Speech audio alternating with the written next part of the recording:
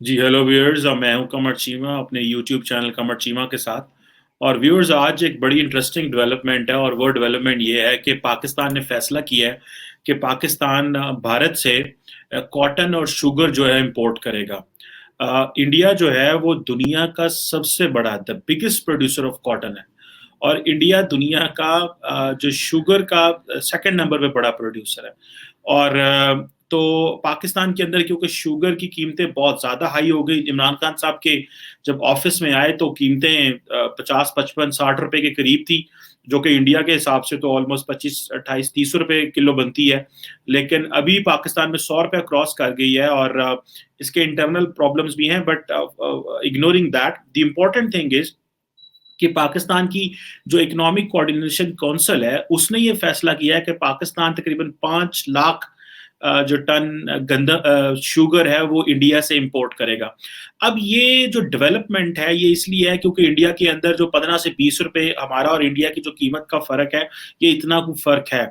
और ऑलरेडी पाकिस्तानी जो ट्रेडर थे वो वाया अफगानिस्तान और दुबई जो थे वो हम इंडिया से शुगर मंगवा रहे थे। अब आपको पता है कि हालात खराब हुए थे जब नरेंद्र मोदी साहब ने कश्मीर का स्टेटस बदला।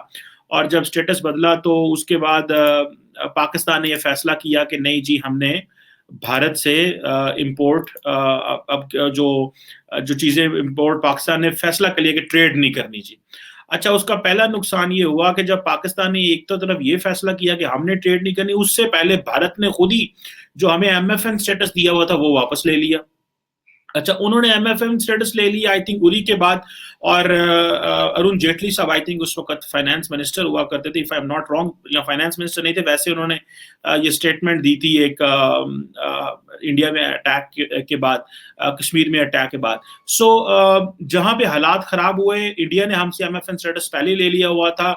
और जब अगस्त में 2019 में नरेंद्र मोदी साहब ने आर्टिकल 370 और 35A जो है वो जो है उसको तब्दील किया और जो स्पेशल स्टेटस था कश्मीर का वो भी ले लिया, तो पाकिस्तान ने कहा जी कि अब हम इंडिया के साथ ट्रेड नहीं करेंगे। अच्छा, जब हमने कहा हम ट्रेड नहीं करेंगे, तो जैसे ही हमने ये कहा उसके थोड़े दिन बाद ही पाकिस्तान को इंडिया से वैक्सीन इंपोर्ट करनी थी, क्योंकि जो ये पाकिस्तान में कुछ वैक्सीन हैं जो कि सांप काटने की या कुत्ता काटने की जो वैक्सीन है वो भारत से आती है।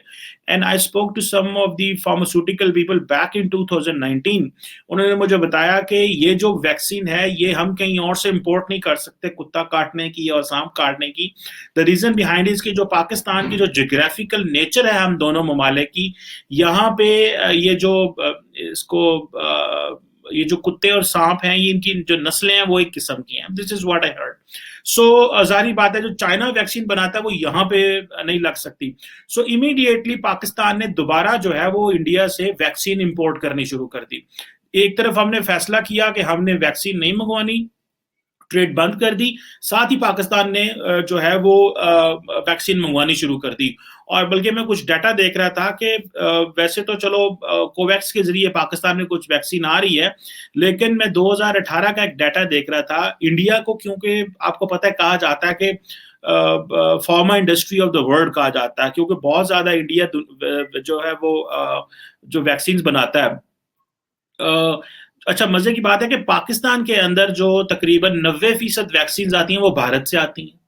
और सिर्फ 2018 में तकरीबन $62 मिलियन की जो मेडिकल है जो फार्मा की इंपोर्ट्स थी, जो मेडिकल रिलेटेड इंपोर्ट्स थी, वो हमने भारत से की थी। बहुत बड़े लेवल पे पाकिस्तान चीजें जो है वो इंडिया से इंपोर्ट करता है, मेडिकल जो है वो उसको भी। अच्छा, अब जारी बात है कि एक तरफ तो पाकिस्तान की वो इमीडिएट फैसला था जी कि हमने पाकिस्तान ने भारत के साथ अब किसी किस्म का कारोबार नहीं करना, ट्रेड अब नहीं होगी, अब जमाना बदल गया है, हमने बदला लेना है, this and that was a one emotional side of Pakistan. लेकिन मेरा ख्याल है कि पाकिस्तान को इस चीज की समझ आ गई है कि इतना जो आपके करीब नेबर हो और इस तरह के बेशक हालात जितने भी बुरे हों, जो बिजनेस है उसको फॉरेन पॉलिसी और नेशनल सिक्योरिटी से अलहदा रखना चाहिए। ये बहुत बड़ी डेवलपमेंट है। अगर पाकिस्तान इस चीज़ को समझता रहा और इन चीज़ों को टेक केयर करता रहा, तो जिस तरह पाकिस्तान में ये एक फैसला किया गया है कि हमने शुगर और कॉटन मंगवानी है और ये तकरीबन जून से ये फैसला होगा, ये इंपोर्ट होंगी। अब जारी बात है कि पाकिस्तान का प्राइवेट सेक्टर जो है वो इंडिया से ये चीज़ें इंपोर्ट करेगा। और अभी क्योंकि एक माहौल बन रहा है, क्योंकि रिसेंटली प्राइम मिनिस्टर मोदी ने भी खत लिखा, पाकिस्तान ने भी जवाब दिया, और अब 2 साल भी गुजर गए, पाकिस्तान को कोई जो ग्लोबल स्टेज पे जो मैसिव डिप्लोमेटिक कामयाबियां थी जिनका हमें इंतजार था वो ना मिल सकी, तो डेफिनेटली अब हम चीज़ों को और तरफ डायरेक्शन में लेके जा रहे हैं। मेरा ख्याल है कि अगर हम इकोनॉमी को, पीपल टू पीपल कांटेक्ट को और इन चीज़ों को अपनी नेशनल सिक्योरिटी फॉरेन पॉलिसी से शुरू से ही पहले अलहदा रखते, तो आज हमें इस तरह के फैसले ना करने पड़ते। क्योंकि पाकिस्तान में इस वक्त अपोजिशन जमातें हैं, वो ये कह रही हैं, खास करके पाकिस्तान में पीएमएलएन जो है, जो बड़ी पाकिस्तान की सियासी जमात है, उनकी तरफ से ये आ रहा था कि जी उनके जनरल सेक्रेटरी हैं हसन इकबाल साहब कह रहे थे जी कि नरेंद्र मोदी साहब ने तो ना तो 370 को वापस किया है, ना 35A को वापस किया है, तो पाकिस्तान इमरान खान साहब क्यों जो है वो आज भारत के साथ जो है वो गुडी गुडी हो रहे हैं और इनको पहले पता नहीं था। सो पाकिस्तान की जो अपोजिशन है वो प्रेशर डाली है, लेकिन मेरा ख्याल है कि हालात इस तरह के हैं, पाकिस्तान की जो फाइनेंशियल नीड्स हैं वो हमें ये फोर्स कर रही हैं। वैसे भी एक अक्सर मैंने बताया होगा कि एक इकोनॉमी की टर्म है gravity model of the trade.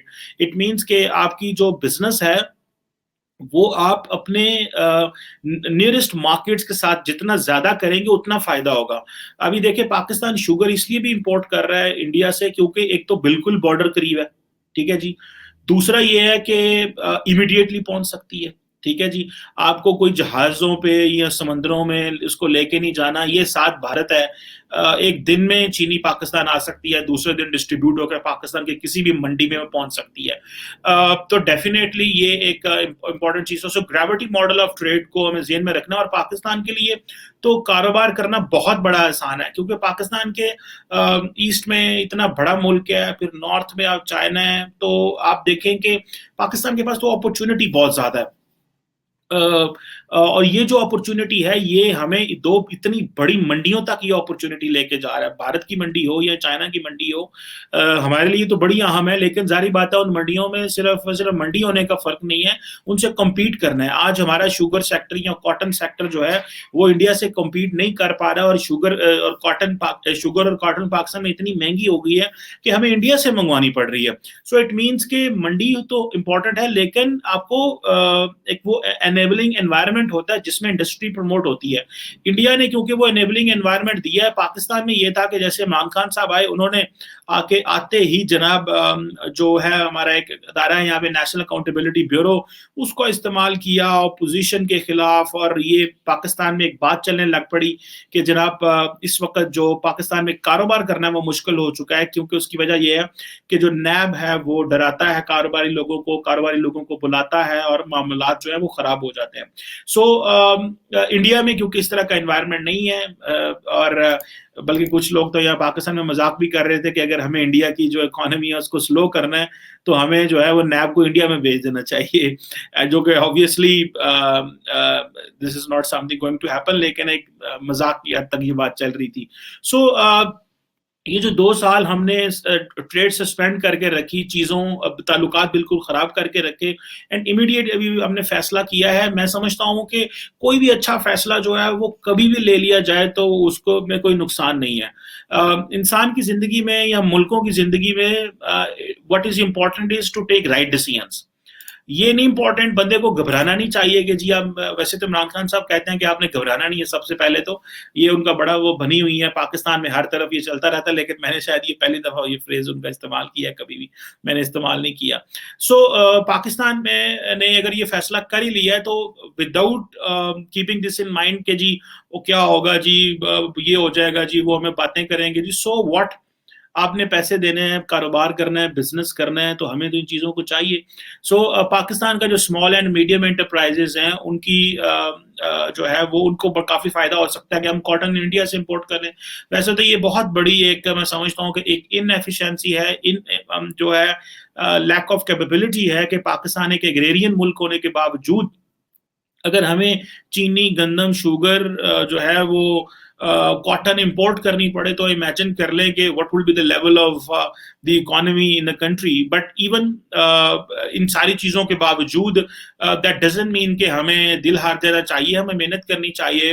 We should invest in our private sector, और ऐसी अपॉर्चुनिटी क्रिएट करना चाहिए जो कि ऐसा माहौल देना चाहिए, जो हम जारी बात है कहते हैं कि इंटरनेशनल पॉलिटिक्स में या ट्रेड में या बिजनेस में हम कहा करते हैं कि जी आपको एक फेवरेबल बिजनेस एनवायरनमेंट देना होता है। और जो बड़े बड़े अदारे हैं, वर्ल्ड बैंक हो, आईएमएफ हो, या वर्ल्ड इकोनॉमिक फोरम हो, ये हमेशा बात करते हैं कि किसी मुल्क में भी कारोबार करने के लिए वहां पे फेवरेबल एनवायरनमेंट है कि नहीं है, और उसकी बकायदा रेटिंग्स आती हैं, और पाकिस्तान को भी रेट किया जाता है और इंडिया को भी रेट किया जाता है। So India has that favourable environment जो कि पाकिस्तान में नहीं है।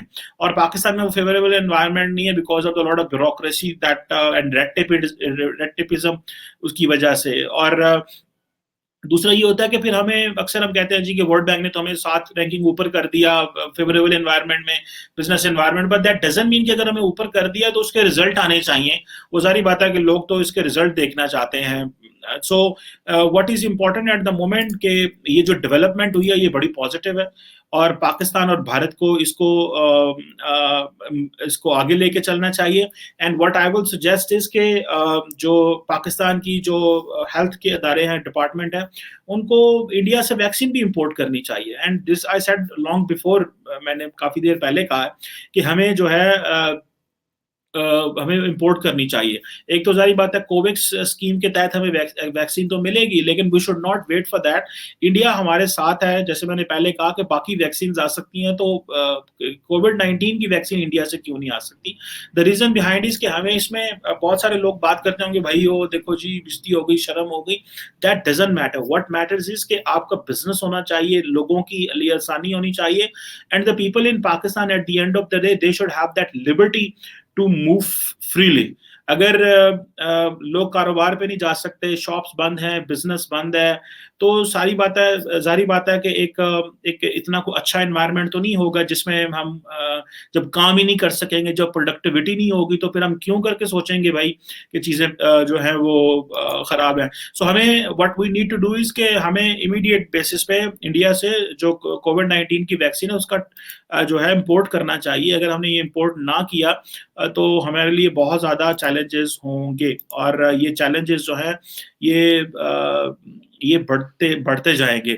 सो आज हमने कॉटन का फैसला किया, शुगर का फैसला किया है, हमारी जो इकोनॉमिक कोऑर्डिनेशन काउंसिल है उनको मजीद वो चीज़ें देखनी है जिससे हमें फ़ायदा हो सके, और अगर हो सकता है तो हमें अपने जो टैरिफ्स हैं उनसे बचना है, क्योंकि भारत ने तो हमें इस वक्त हमसे स्टेटस वापस ले लिया हुआ है एमएफएन का, हमने उनको स्टेटस नहीं दिया पूरी जिंदगी।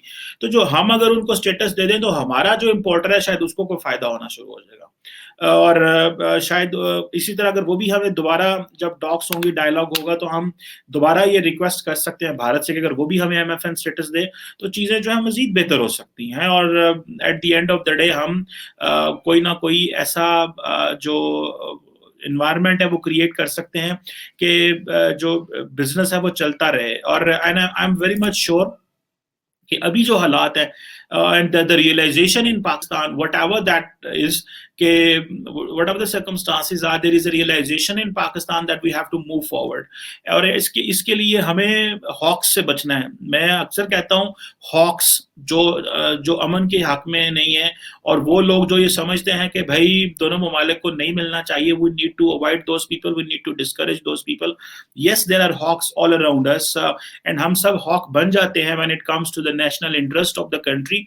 बट आई थिंक अभी हालात बदलते जा रहे हैं, अभी वो चीजें नहीं है।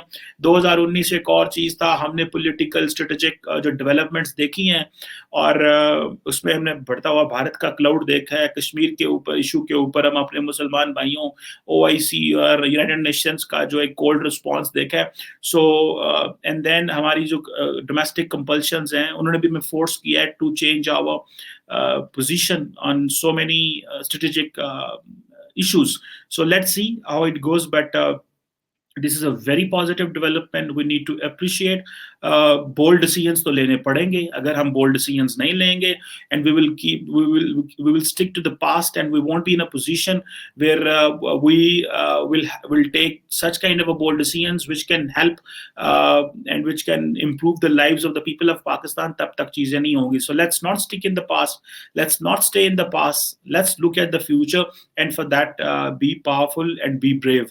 And the message is for the people of Pakistan and for the leadership in Pakistan कि ये जो brave and bold decisions हैं इनको लें और आगे की तरफ देखें, ना कि माजी की तरफ देखें, अदरवाइज फिर वापस रुकना पड़ सकता है. Thank you very much.